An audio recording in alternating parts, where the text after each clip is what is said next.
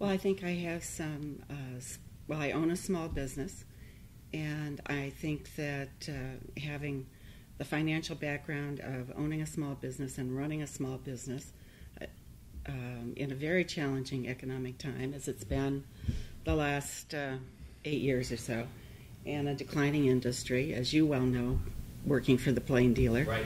You own a print shop.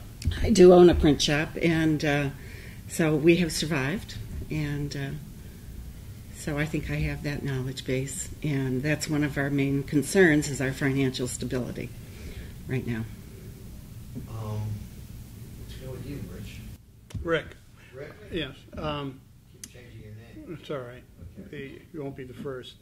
We are in a financial emergency, and we have been for a number of years. And our recent history has been to try to overcome that by passing tax increases. The voters have spoken. They've said no twice. And we really haven't been listening. I think what we need to do is become more efficient in terms of developing our quality cost processes and do what we can to reduce costs so we don't have to increase taxes. Right. And I think, in my background is in that area. I've done quite a bit of that. And I notice on your candidate sheet you say a moratorium on new taxes. Yes. All right. William. Yes, I'm Bill Tomko. I'm a certified public accountant by profession. I was chairman of the Chagrin Finance Committee for 23 years, and I'm running because Chagrin needs new leadership. I agree with my colleagues that there's substantial financial issues that need to be addressed. And I do not think that the village government has a great deal of credibility with the residents on the many, I don't feel that the residents know the many cuts that have been made and the full extent of the tax losses that have been incurred. There are upwards, when you add everything up, of $700,000 to $800,000 of tax revenue that have been lost in the last 10 years, and that's a big hole to fill. Per year or per year? $7,000 to $8,000. $700,000 to $800,000, and I can go through where those losses have come from if you would like. The biggest majority has been from the loss of the inheritance tax, and that has ranged from a low of 300 to a high of about 900. I kind of use 400 to 500 as an average, but anywhere in there, I don't think anybody could really argue with you. We've also lost the intangibles tax when Ohio revised the corporate income tax and went to the activities tax, and that was a $40,000 to $50,000 loss. And the Kasich administration has cut back the local government funds $20,000 to $30,000. And in addition, we lost our largest taxpayer, which was Smith Barney, and that was a $150,000 loss to the income tax line. And in addition, we lost a few other large, but relatively to 150,000 minor taxpayers that total around $20,000 to $30,000. And that money has to be made up first through efficiencies, cutbacks, eliminating things that we do, but also we have to look at some revenue. And I've got some ideas on revenue enhancement without taxes, and the tax component, I'm afraid, is going to have to be a part of any solution. When you say tax component, you're talking about raising taxes. Well, yeah, to put it in a word, I mean, I don't know how much taxes are going to have to be raised, if any, until I get in and dig into it, and also what can be engendered from other sources of revenue. The village has a parking study that purports to show a profit of reorganizing the parking of upwards of $150,000. If that turns out to be a reality, then that's $150,000 that doesn't need to be raised with taxes. There's a lot of moving parts here, but I think it's going to require a line item by line item go through. I think it's going to also require some independent looking at this and blessing it. Because I think the biggest problem that we've got right now is nobody believes the numbers that are coming out. Well, what are those numbers? numbers? What is the village budget? The way the village finances were organized, and I did that while I was on council, is the general fund, and that pays principally the day-to-day operations of the village, was organized around the income tax. And the rationale for that was your operating expenses go up by about the rate of inflation, and your income tax revenue goes up by about the rate of inflation, because most people get inflationary increases. So if you keep those two, those two in balance, they stay in balance. The capital accounts is what was financed with the inheritance tax, and that's where the huge hole has occurred. Now we run, in addition to those funds, we run two enterprise funds, a water fund and a sewer fund, and those were organized principally to run on the utility charges, and the capital accounts to those funds were also supplemented as need be with from the permanent improvement inheritance tax. So the consequence of losing the inheritance tax and some of these other sources of revenue has been it's trickled through the whole budget. When the last time was in 2005, the village, and I left the village. The village had about $9.8 million in cash all throughout the accounts. Most of that was in cash, rainy day funds, cash in the capital accounts is what I meant to say, and the rainy day funds. That's now down to 4.8. So they've been able to get by drawing down the cash balances and operating the village. Janis, let me ask you, when looking at your candidate sheet, I was struck because both Rick and Philip had mentioned the financial situation. You don't. You say you want Chagrin Falls to remain one of the premier places in the country to live and raise a family. And so I was surprised by that. You don't mention the budget or any concerns about the fiscal health. Oh, I'm extremely concerned about the financial situation the village is in. We have lost the estate tax, the local government fund in 2007. We used to get $200,000 a year, and now we're down to $70,000 a year. Bill mentioned the tangible tax, which I agree with. So the vision of Governor Kasich has really hurt small villages and cities.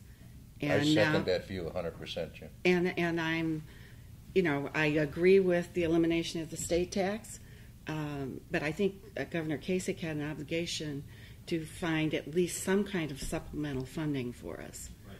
So with the local government fund cuts, you went from $200,000 to $70,000. In 2007, it was $200,000. Currently, in 2015, it is $70,000. So we lost that income as well, and our road levies were based on the estate tax, and we have managed it quite well. I'm head of streets and sidewalks, but now that income is gone, and we have gone to the voters twice with an income tax and requested it, and perhaps we did not do a good job of explaining it. We have cut our number of employees, so we have done that. In reviewing the budgets the last several years, we have cut anywhere that we could. All of our department heads have been very supportive and done what they can to, consolidate their budget needs. I'm sorry, Janis. Certainly. So when you say cut a number of employees, you're talking in employees. In the village. That is correct. Village employees. That's correct. Do you have a ballpark? There are 4 or 5 that we currently don't have that we used to have. So both you and Mr. Tomko are acknowledging that tax increase may have to be part of the solution. Yeah, they may have to be part of it. Right. But, Mr. Rick. Yeah, I feel differently. A couple things. One, whoever mentioned the fact that there seems to be little trust with the voters, I think is true. We have, I don't feel, done a good enough look at cutting. I think there's 2 areas. Broadly, I think there was a study out a number of years ago that took the 16 counties of Northeast Ohio, and showed where population has gone up 1% from 92 to 2002. Productive output has gone up 25%. Inflation has gone up 29%. And the cost of local government has gone up 70%. And I forgot exactly from what report that is. But I sense that's probably right. I think as a consequence, this study was I think, commissioned by a group of corporations here in Cleveland, maybe a little bit of the Gun Foundation or something. And what they're encouraging us to do is to regionalize more. They look at the cost of local government, and they say, you guys have to start cooperating. Chagrin-Falls did a good job both with its dispatch service and its fire service in terms of regionalizing. But that was done 100 years ago, I think, with the police department, and probably fire department, and probably 40 years ago with the dispatch. I think there's other areas where we need to look at the cost of equipment sharing, staffing, to see what we can do in terms of collaborating with some of the communities nearby, maybe looking at the county to see what services maybe we could get from them. Totally unrelated, not totally unrelated to Chagrin-Falls, but I was talking to our finance director the other day, and this new dispatch service that we shed that, it's now another legal entity. They finally came off our payroll, and I said, well, who's doing their payroll? And he said, Rita. And because Rita is they felt the most efficient service out there to do payroll. So I think there's a lot of sharing yet that we have to explore, and that could help not raise taxes. Exactly, and there's another one. It was a couple years ago. We were talking about snow removal and icing, or snow plowing and laying down salt. We have about a $400,000 bill facing us for a new dome to hold the salt. And the suggestion was made, well, gee, rather than spend it, because that's a lot of money for us, why don't we use salt, store our salt at a local community, somebody else that has it. And the response was, well, no, then we'd have to send our trucks, 4 miles to get the salt. And I said, well, no, we get rid of the trucks too. Maybe we have them do our salting. So there's those kinds of things that. What are you thinking of, a community specifically that would take over that? Yes, I'm saying just like Chagrin at one time did the dispatch. Why should we spend $400,000 on a new salt dome just to store salt when somebody else already has it? Let's let them do our salting. Stuff like that is what I'm talking about. I wonder, is there a specific community that would do that? I mean, with Solon, Orange? It could be, I think, South Russell, but it could be a lot of them. Moreland Hills salts, Bentleyville salts, they're right next to us. But these ideas don't really speak to the problem that your opponents have mentioned, which is that the capital budget is pretty much out of money because of the loss of the estate tax. How would you deal with that? Yeah, I look at the money we need as one big pot. I think splitting it into capital and operating is a way of managing is not good. If you remember a few years ago, Pepper Pike was managing their whole operation, funding their operations with capital.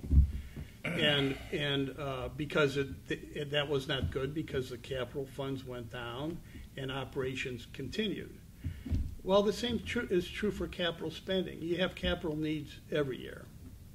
So I don't think you should rely on a certain type of income.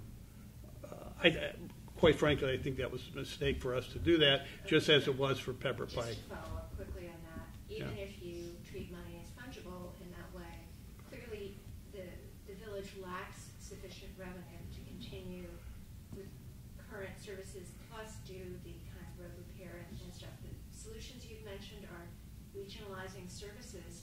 That is not going to really save those big chunks of money.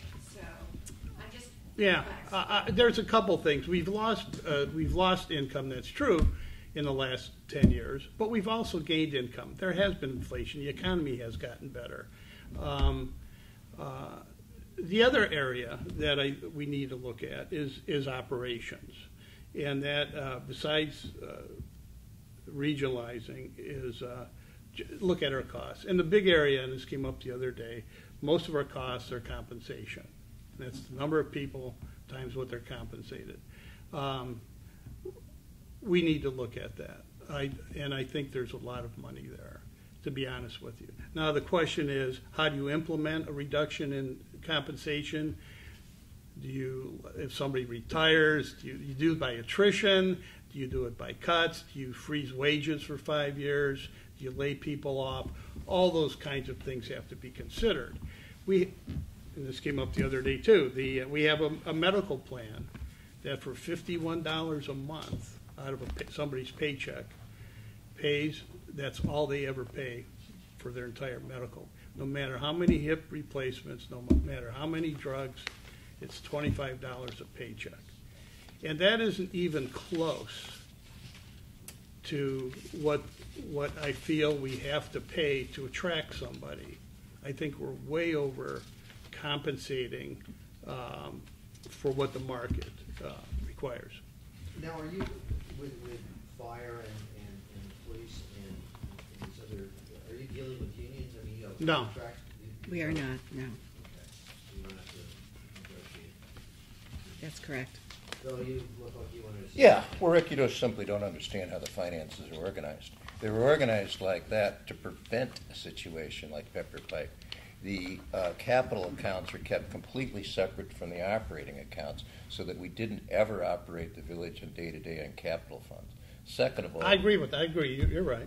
Second of all, the sharing. Chagrin's been a very early proponent of that sharing. We share equipment with Bainbridge currently. We have regional fire dispatch, also EMS.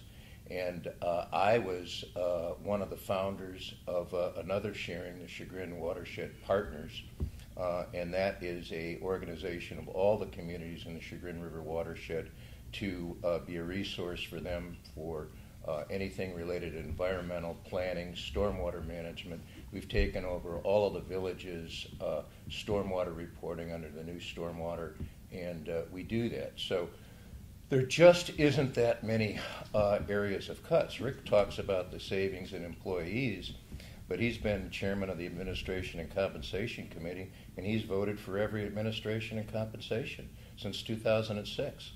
Sorry, Bill. Do you agree? I mean, is it $50 a month for that? No, I don't agree. I don't agree with that at all. It's more than that. They want to an SHA, so they pay the majority of the cost before it gets into the medical insurance themselves out of pocket. Rick doesn't realize that the total compensation, and that's what I was shuffling for, of our village employees average is only $68,000, and that includes benefits, vacation, health care, etc. And I don't believe that is anywhere totally out of line. Some of the police and fire have generous early retirement benefits that are expensive, and rightly so. I mean, you don't want a 65-year-old man chasing that, because I am close to that, and I don't run that fast anymore. You know, Chagrin Falls has this image of being very affluent. Property values are very high. Houses are high cost. So it's sort of probably surprising to outsiders to hear that the village has financial challenges. You're running for a position that's part-time. It's not like you do have this enormous structure. Right. Princely sum of $7,000 a year compensation. So why is it, I mean, maybe not getting the word out, it was the suggestion that you mentioned, Ms. Evans, or you said trust, or you might have said trust, Mr. Tomko, but is there some issue here that's below the surface where people don't feel they can afford more taxes? Well, I think Chagrin Falls is a mix of older residents, young residents. We have a lot of apartments. 40% are over 65. Right, and we have a lot of rental properties. So our average income of our residents is much lower than some of the surrounding communities. And our employees' salary level is comparable with all of the communities around us. We are not at the high part or at the low part. We're right in the middle.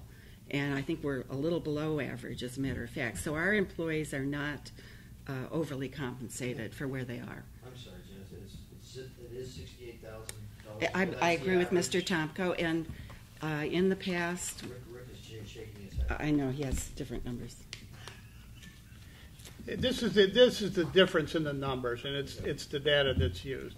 If we had two full-time employees making $100,000 a year, and one summer helper making $10,000 a year, and you asked me what does a Chagrin employee make, I would say $100,000. If you divide by everybody, including part-timers and temporaries, you would say $70,000. That's the difference in concept. One number gives you $68,000, the other number gives you $112,000. Rick, that's not true. Oh. You received a memo dated October the 13th, 2014, where David Bloom documented how he arrived at that number. David Bloom's the finance director. Yeah. And he said he did not factor the part-time Chagrin Falls volunteer fire department into the total. And if it had, he would have reduced it by 1,600. There are a lot of other part-time employees. We have 15 part-time. Well, that's because it's in lieu of a full-time position. But it's a simple mathematics. It is. If you look at the full-time salaries divided by the full-time people, it's $112,000. You know, Although you're suggesting they don't prorate for part-timers. Well, if you are interested in what I could earn in Chagrin Falls on the average, I wouldn't expect you to put me in with a high school kid working in the summertime. That's the difference. And that email does not address all part-time employees. That just says the part-time. But you're saying that they don't calculate, they don't prorate for part-timers. Is that what you're saying? No. What I'm saying That's is the example that you gave. What I'm saying is That's you can calculate it two ways. One way is you take that $210,000 that I gave, divided by 3 because one of them's, and say it's $70,000 a year. Or you could take $200,000 and say the average person in Chagrin Falls makes $100,000. Or you could count 5 part-timers who are the equivalent of a full-time salary as a $50,000 salary. Rick, what you're leaving out of that, is part-timers don't get benefits. That's one of the reasons they went to part-time in many positions is to save. Right. So if you divide you the got benefits you got by a 30, full-time 40% benefit cost when it's all in. So you're saving that cost. So, I mean, you can't pick and choose the numbers you want. If you pick a horse and ride it, Rick. I am, and I gave the illustration. So your calculation of the $68,000, does that include proration for? It includes it excluded the fire department, which is the big one. The only other department that has a substantial number of part-timers is the police department. Has a few people that work part-time instead of full-time. The staff. I do not know those numbers. But I just wonder if that calculation reflected I believe it does, but I would need to review the memo. That's why I gave it to you. So I'd ask for that from Dave Bloom, and that's what he'd given me. I can also send you my numbers if you're interested. Yeah. You've got, on that card, you have my email. Sure. I'd like to, just one second to come back. Don't forget the Chagrin We're going Falls. to ask you to run it. We're going See how fast you run. don't forget the, Elizabeth, you can't leave out the Chagrin Falls schools because the residents have one bucket that the schools go to, which is separate from the village, in the village. And Governor Kasich has cut back the amount of money to Chagrin schools too. And so, we're all going to the same well. And people are saying, my God, enough. So the changes that Governor Kasich put through at the state level, good, bad, or indifferent, whatever you want to choose from, has really hurt local schools, and it's really hurt municipal government. Quite a strong case can be made as he took a state problem and solved it by making it a municipal problem. It are just the facts. If I could add something about regionalism. And I see that most of you are registered Republicans. They all are. Mr. Tomko did Yes. that And you've all been mention. endorsed by the Republican Party. That's right. That sure doesn't make our job any easier. I know. Well, I could have brought a Donald Trump wig and worn it. That would have There you helped. go. Get a Trump endorsement. In regards to regionalism, we have been a model for the county and for the state. We now currently have 12 cities or villages with our Council of Governments that it runs the dispatch now, and there'll be a third one, Bratenall, will be coming in January. So, and we are being used as a model. We have received many grants and awards for being a forerunner in developing that regionalism. And the Suburban Fire Department has been regional, and we serve 6 communities there. So we are a leader in regionalism. Yeah. One thing that goes back to credibility, you both ought to read an article in the Washington Post last weekend. And if you can't find it, I got it in my archive. Just let me know and I'll send it to you. And it really documents the problems towns like Chagrin Falls are having, and it uses Colorado Springs as an example. And I think it'd be well worth reading. All three of you mentioned and touched on this, that there is the current administration. There's little trust that voters have in the numbers and the credibility of the administration. I'm curious to have you, since some of you are part of that, what exactly you're talking about. What are you referring to? Well, I think there has been an effort by a small group of people to discredit the information that has been published by the village. And it is unfortunate. There were anonymous letters that were newsletters that were sent throughout the village in the fall when we had the vote on the income tax. And These were anonymous, I'm sorry, these were anonymous letters that were published in... they were distributed via hand delivery Okay. in people's doors. And what was the gist of these anonymous? Vote no on issue 33, I believe Okay. it was. And we don't know who did it, but there was a pack of 4 people that were part of that effort, and Mr. Subel was a member of that group. No, I contributed to that. You PAC. contributed to that group. PAC was not anonymous. It The PAC followed the was not. That laws, is just correct. like the proponents had a PAC and had the treasurer, the attribution. So did this other PAC. So they were not anonymous. So, and this issue that is it a schools issue? Is it a municipal issue? No, this was an issue last fall when we asked for the income tax increase. And he is correct. There was a PAC that he was part of. I wasn't that part of opposed it. I contributed You to it. contributed to Okay. it. But there were also anonymous letters that were distributed throughout the village. And Rick, those anonymous letters, were they written by the PAC? Or who- They weren't anonymous letters. It was a PAC that identified themselves. What was the name of the PAC? I don't remember, to be honest with Vote you. no on issue 33. No, it was registered with the Board of Elections, just like the proponents PAC was. We didn't know who the members were of the proponents PAC.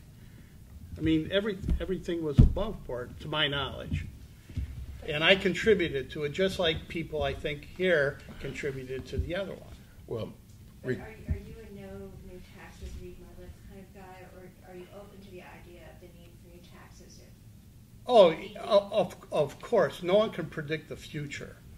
What I'm saying is that this trust has been demonstrated by voting down 3 levy ballot issues for a new police department from about 6 years ago till about 3 years ago. The voters voted it down 3 times. I was the only council person, by the way, that voted against it in terms of putting it on the ballot. So yes, I am against because I didn't think it was money well spent. And there have been 2 income tax increases that the voters turned down.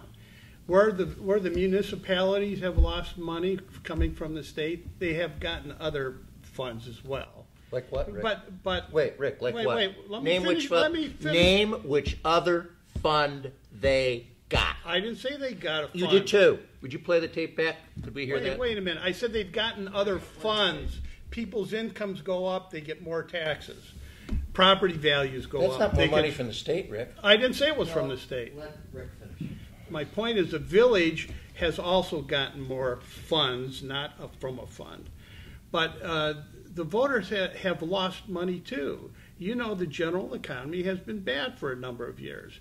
People have lost jobs, their incomes haven't gone up, and they're saying, my read is, no, we can't afford any more taxes. And until we know or feel that the village is spending money wisely, why vote for them? And I think that new police building was a perfect example. Our police department had been occupying 3,000 square feet. It was a combination police and dispatch, a total of 3,000 square feet. The proposal for a new police building was 14,000 square feet to be built exactly 1 mile from the Bentleyville police station. And since then, we moved out dispatch, which was taking about half that 3,000 square feet. I think it's those kinds of things that are making people lose trust in what's been happening. Well, I think it's aided and abetted by the misinformation. Kathleen Rydell of the Plain Dealer actually inquired and reported on this, and another Dave Bloom memo regarding some misinformation that was disseminated. And again, I come back to what I said before. Look at the Washington Post article of this weekend, and I think you'll see a good bit of what's going on and what's giving the lack of credibility to the chagrin numbers. But Rick, your argument is the fact that the voters have voted down the levy on the new police building and the 2 income tax increases tells you that the voters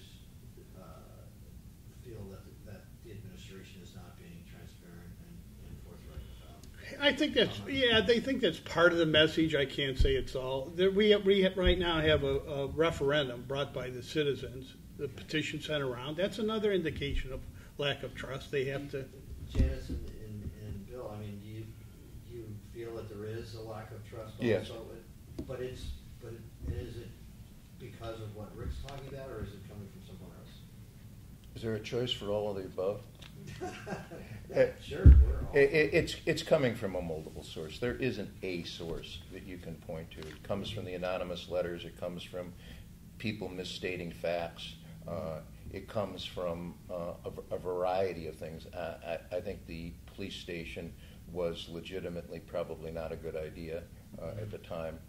And I think Rick's view of the police station hurting credibility. It was very close vote. I think the last time it lost by a single vote? 7 votes. 7 I was votes. going to say 8. Yeah, well, whatever. It's a handful, and I think we'd all agree on that. Right. So it became a somewhat of a divisive issue, and then it was followed up by the tax increases and then the disinformation campaign, and it has resulted in what I feel is a lack of credibility in the average voter. So, one way, I suppose, of rebuilding credibility is to do a better job with governance or be more transparent. But are there other things that you think Chagrin Falls needs to do and you would prioritize as mayor that are important in this process? Well, I think we had an open budget process. Unfortunately, we did not get many attendees at it. And the first time we went to the voters and asked for an income tax increase, we asked for, it was $1 million is what it would have provided. And I think we thought that was necessary. We scaled it down the second time.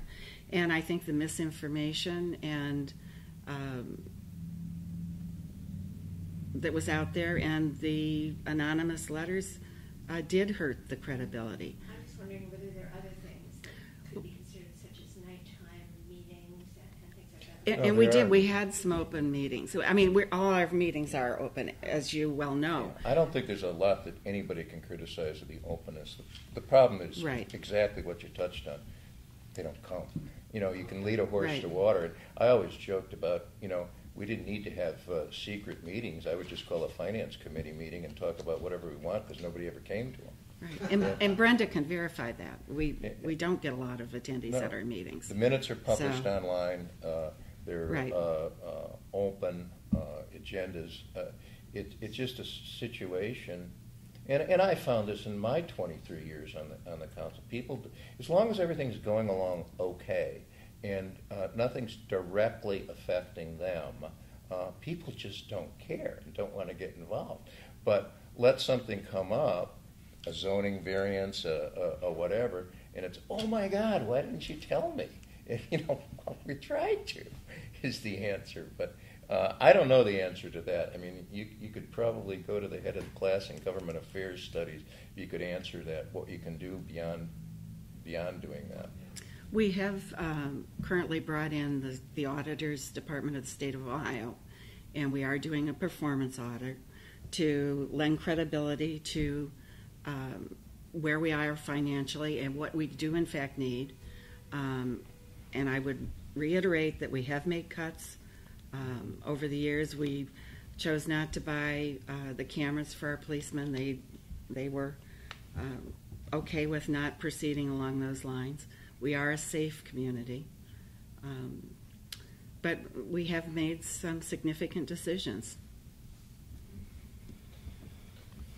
We actually have some comments from readers. We posted a preview of this earlier today. And so I will go over some of them. This is from someone who identifies him or herself as Clee Spree. And Clee Spree says that he or she lives in the village and makes 4 points. One, the fact that the parking issue hasn't been solved is poor planning at its worst. Letting local employees and residents clog the free parking spots in the village adds to the problem. So apparently, parking is an issue according to Clee Spree. Two, jaywalking, particularly Starbucks customers, is an accident waiting to happen. Three, why is the old Mario's building on Bell Street allowed to sit and rot? And finally, not professionally and tastefully lighting the falls as a way of drawing additional visitors to the village is a huge missed opportunity. Clee Spree goes on to describe a orange security light casts an eerie glow on the falls, and that's apparently not attracting people to the village. So, parking, jaywalking, and that damn Mario's building, are those all valid questions? Who do you want to start? Parking is essential that we solve some of those problems. I have been approached by several developers who are interested in a parking garage. We are looking at putting meters back in both lots. Those studies have not been done yet, but it is something that we will be working on, and I hope to be part of that. Are those the studies you referred to? That's the study I was referring to. That's. I agree with Jan 100%. Parking needs to be solved, but it's a real Rubik's Cube. I mean, we could literally be here all night, send out for dinner, just talking about that one issue. Let's not do that. Yeah. Thank you. But you all agree that parking is an issue that needs to be. I think you need to think of the parking issue though as three parts: a short term, an intermediate term, and a long term. Short term is getting the employee parking out of the village and into a more remote area. We had talked to both the Philomathian School and the Lutheran Church about using their lots when they're not using them in the past. When we were doing Main Street, I would encourage revisiting that issue and seeing if there was still some interest. That effort of about 15 years ago failed largely due to the fact that the merchants wouldn't require employees to park remotely. And as you know, any legally licensed car can park in any legally available spot it wants. So the only way you can do it is control it with time. And then you get into the issue of meter feeders, and it gets to be a real mess. But longer term, there isn't going to be any more land made available, so you're going to have to talk about some type of parking structure. And there are ways that the village could facilitate a parking structure without, let me emphasize, tapping the taxpayers for tax revenue. I do not know what the state of exploration of that is. And I know the mayor has been on record in the newspaper of saying he was aware of some companies. I do not know where those discussions stand. Right, and it doesn't sound like you have the financial wherewithal to pay for it. Probably not. No. Probably not to make that investment. That's No, correct. parking garages, you're talking $15,000 to $20,000 a space. Mm-hmm. And, you know, if you're going to do any solution to the parking, you're going to need at least 100 spaces. So, you know, you can do that math in your head. And how big of a problem is the Mario building?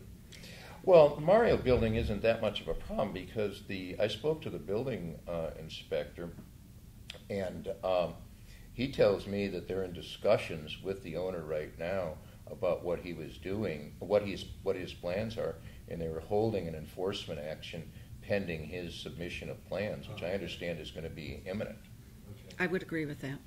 And jaywalking, I mean, is that an issue that? We used to ticket jaywalkers, but the Bedford court started demanding that the arresting officer be present to testify against the jaywalker. Well, you know what happened then. But you were all, it looked like most of you were nodding when. Oh yeah, yeah. I mean, it's just Right. it's a constant thoroughfare for us. Yeah. It's like Right. you know, it's almost like your video game. You pick off the Frogger. start. It's like Frogger. Yeah. Right. Alrighty then. And then another commenter. Let's get real. Before we leave that one, what did you think about his idea about lighting the falls in a one-place pool? The falls are lit this week because of the Documentary Film Festival. And actually, the JCs approached General Electric several years ago to do it during the holiday season because we have a lot of visitors and shoppers in town. And I don't know what happened to that idea. I'm not aware of it being pursued at all. But I know there were discussions with General Electric, and they also helped us with the trees that are lit up during the holidays from Thanksgiving through the holidays. If you go far back enough in history, the old bag plant used to dump their waste right into the river. I can remember standing on the bridge and looking at a yellow river and a blue river without lighting. Right.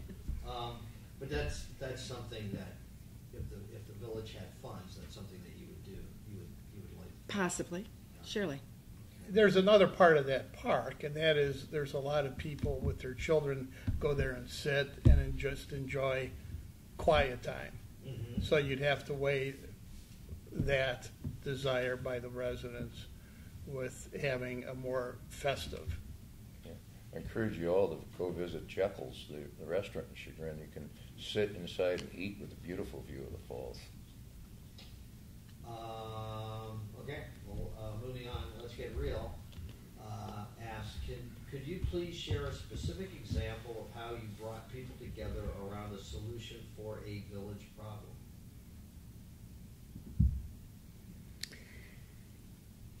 As chairman of Streets and Sidewalks, we have a group called Safe Routes to Schools in town, and we worked closely with them to build the Mill Street sidewalks, which we were in desperate need of a sidewalk there.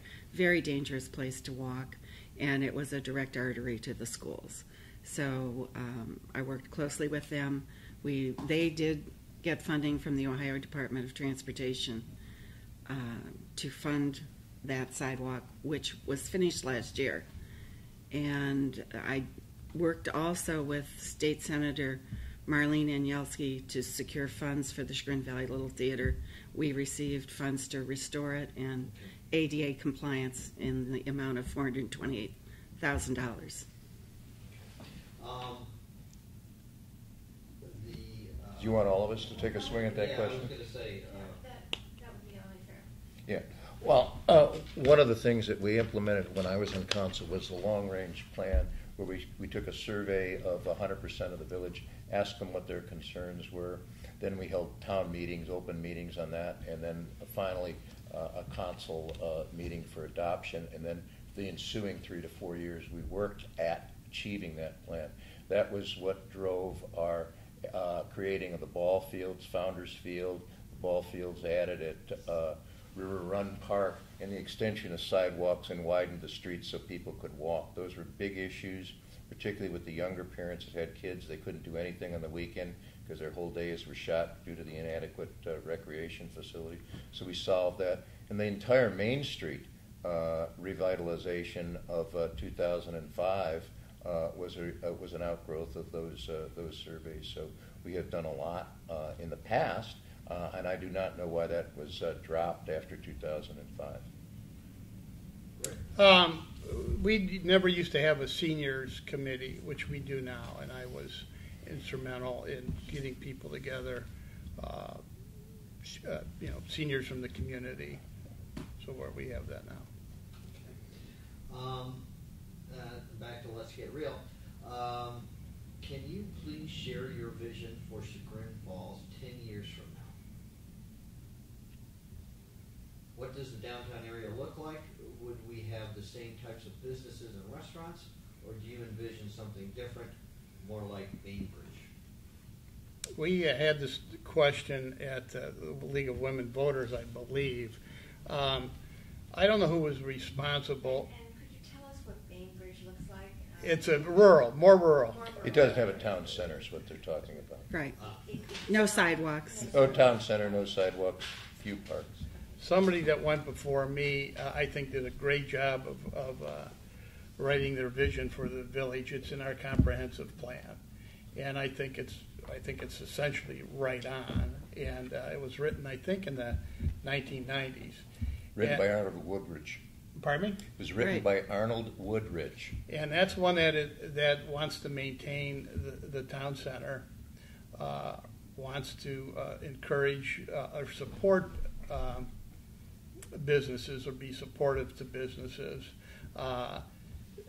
ensure that the residential area is vibrant as well, and with particular attention to the commercial center not encroaching upon the residential area, and as well as maintaining our historic architecture and our historic ways. The only thing I would add to that, because it's become an issue or will become an issue, is that the school board and our school system takes in several communities into 2 counties. Has proposed, and they pulled it back because of the uproar, eliminating a middle school in Chagrin Falls that's been there, I think, a little over 100 years, and moving it out to South Russell. I think part of the village fabric is that school, and it's important not only for the village, but I think for the school kids. Not everyone plays football or lacrosse after school, and you'll see a lot of kids downtown either having a Coke or going to the Valley Arts Center or some of the cultural things in our village, and I think that's what we need to. Right now, the only thing that might be a negative is the parking issue, I think. But once we get that straightened away, I think it'll be good. Well, the parking issue, according to the commenters, is a huge issue that's repeated over and over and over again. But why don't we? Right. No, I was going to say, let's hear from Janis and Bill on their vision of Chagrin Falls in 10 years. I would like to have the village stay vibrant. I think our arts are very important to the village. We have 6 nonprofits in town, the Little Theater, the Arts Center, the Documentary Film Festival, the Orchestra, the Historical Society, and Chagrin Arts. And they all bring in visitors. It's a vital part of what we do. I think that is helpful to the economy of the village. And of course, I want to maintain the historical aspects of the village and the beauty of the village. It's a wonderful place to live and raise your family. And our children do come home to raise their children. I agree with all of that, but I'd add two things. One of the things that I think is really critical is to get a grocery store back in. Absolutely. And I think that goes Right. that goes to the heart of maintaining us as a village, where you see your neighbors and friends at the grocery Right. store, and that's part of the fabric and vibrance.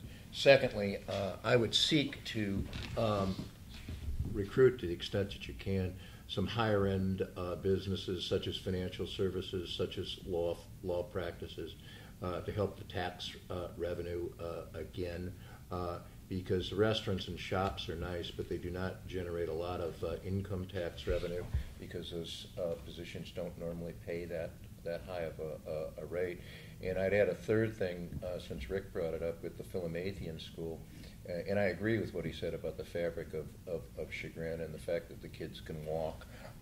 Also, we would lose the tax revenue if the school moved, because all the teachers, janitorial, administrative staffs that are there all pay income taxes, and currently the school system is the largest taxpayer in Chagrin. Oh, it is. Wow. Yeah, there's very little industry. I mean, the bag plant moved out, and the Smith Barney moved out, and that was a devastating loss when that moved out. And Windsor Hospital And Windsor, as well. And Windsor moved out. But Janis- the one impediment to finding a grocery store that would come in is what Parking. you described, the parking. Right. And the lack of sort of development. Well, that's why I described it as a short, an intermediate term, and a long term. Short term, we have to come up with, 80 or 100 spaces for the grocery store? At least that, yes. Yeah, and the only way that you can get that is moving the employees out of the main business district. Longer term, you still need to do that, but you're going to add parking space. You're going to have to talk about some type of a parking deck. Now, Chagrin, the village, actually owns a good bit of land in the shopping center and owns most of the parking lot across from the village hall. So there are things that can be done, and I understand you may know more about this since you're more involved in the arts, and there's a proposal, an idea that people are circulating with a parking deck structure up in that area. I don't know how far that's gone, if it's even gone. It's just a concept right now. Concept, but Right. I think if the truth really wouldn't be known and you had a magic wand, you could make stuff happen.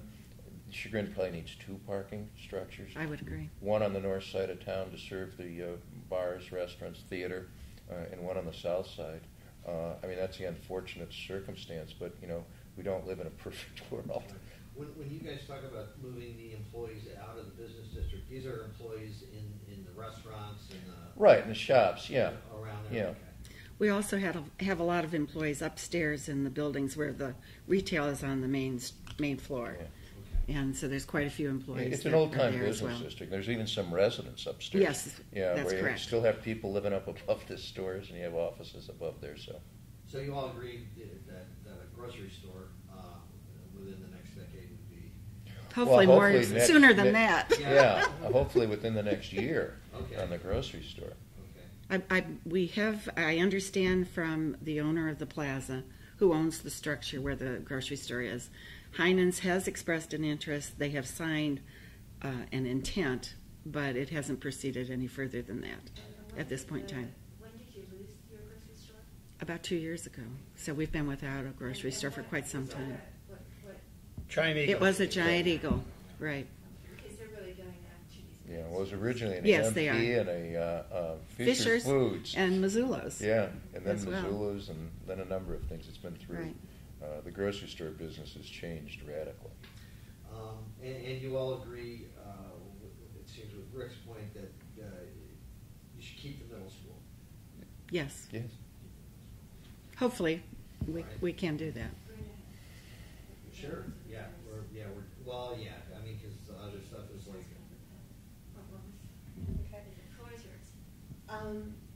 I've heard at other council meetings and at other candidate meetings and things, everybody has mentioned cutting, making cuts, but nobody's been really specific about what those cuts should be.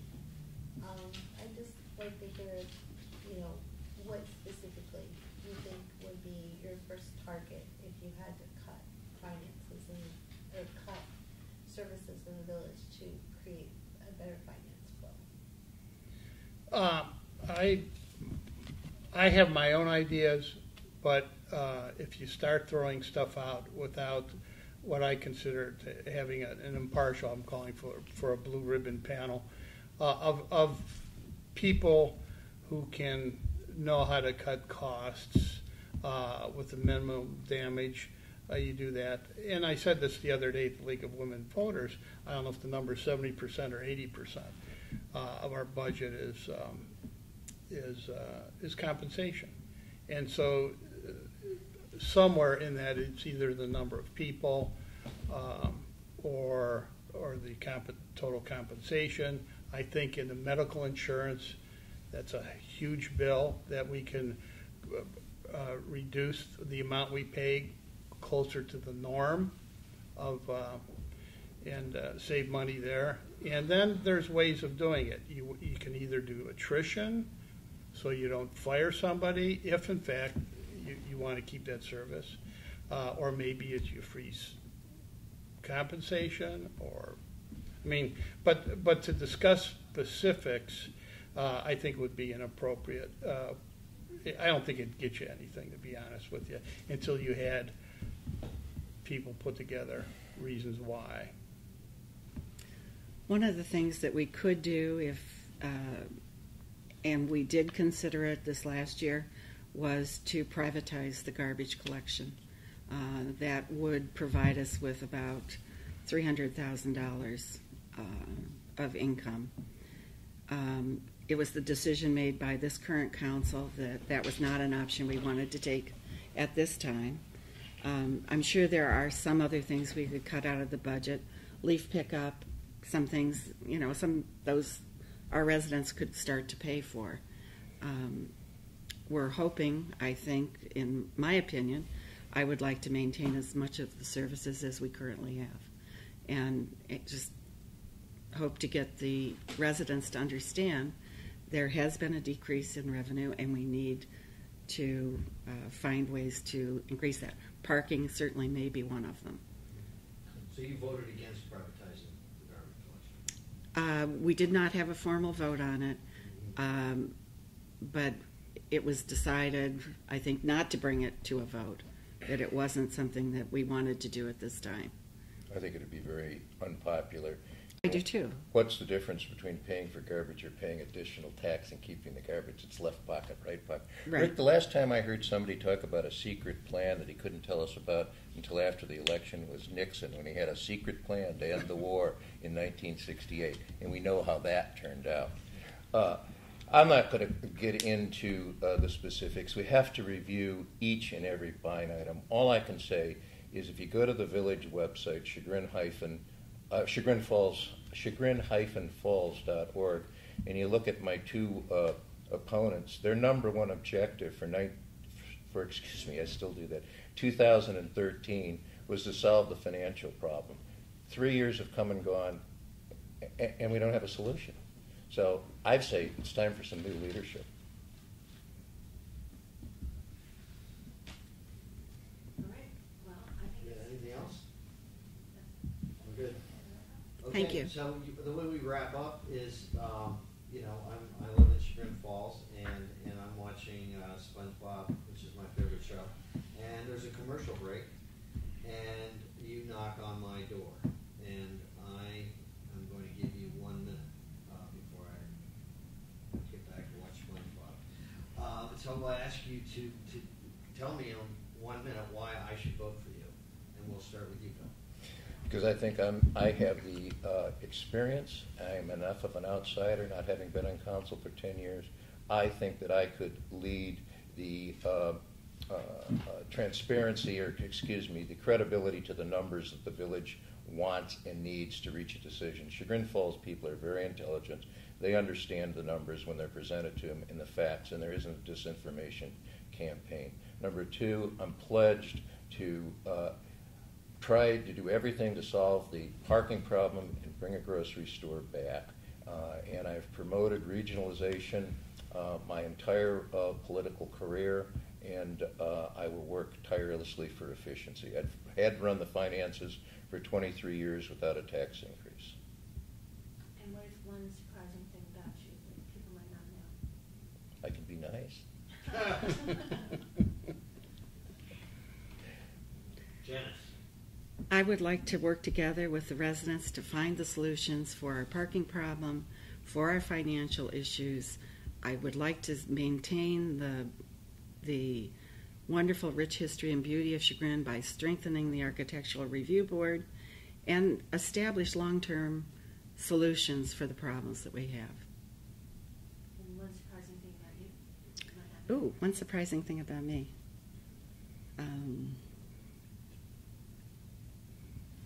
I'm a grandmother of 6. You knew that? Okay.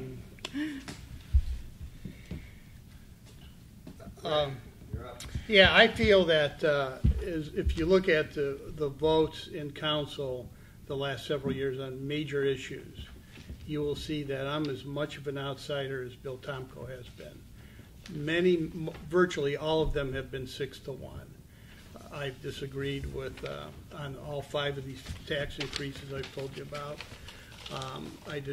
But there's one other thing I think that sets me apart from my competitors. I don't believe that we should be using government funds to be investing in real estate or subsidizing the merchants or offering tax incentives to businesses to come into town. I don't think we have to do that. That has cost the taxpayers money, and I think we need to stick to our knitting, provide services, and forget the investment stuff, because we don't do that well. Rick, here's your votes on pay and on health care. You voted with the majority every single time, and yet you tell the folks that you're going to cut employees. How can you vote for the stuff that you're going to cut? I mean, did you believe in it before you didn't believe in it? What's the truth? I'll answer that. I have always talked to the mayor and the compensation committee, and you could probably look in the Chagrin Valley Times 3 or 4 years ago, where they have articles saying Rick Subel says we need to cut this. Part of voting is number one, council votes. It's 7 people that determine things. I feel is to be as smooth or I'm searching for a word here. Not to be as confrontational as possible. If I see it's going to happen, then why have an argument? Last time, 12 months ago, when we voted for medical insurance, I did vote against it. It's an outrageous plan. It's not a Cadillac plan. It's a Rolls-Royce plan. I proposed a $240,000 cut in the medical plan, and council voted for something else that would only save us $120,000. And most surprising thing about you? Besides playing the accordion, I can play the piano. Very well, as a matter of fact.